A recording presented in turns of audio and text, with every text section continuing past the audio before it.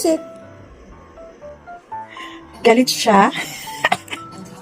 Kasi pinwestuhan ko yung kanyang pwesto. Ayan, nandito ako sa mga toys niya.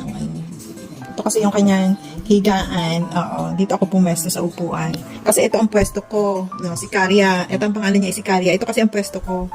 So, nagtataka siya, bakit siya nakapwesto sa pwesto ko? Oo, ngayon, ang tingin siya sa akin. Bakit? Ayan, dun siya nahiga. Oo. Yun, dito kasi kanya-kanya kaming pwesto ng mga upuan. Oo, yun kasi ang pag pumesto ka sa hindi mo upuan talaga ang tingin niya iba. Yun lang, naintisis ko lang sa inyo. Natuwa naman ako. Ayan. Sabi ko, magsisimula akong nilalagyan ko siya ng cover. Ito, nilalagyan ko siya ng cover. Nakikita nyo, multicolor yung aking cover. Minsan iba-iba. Wow. Kasi nga, yung aking chihuahua,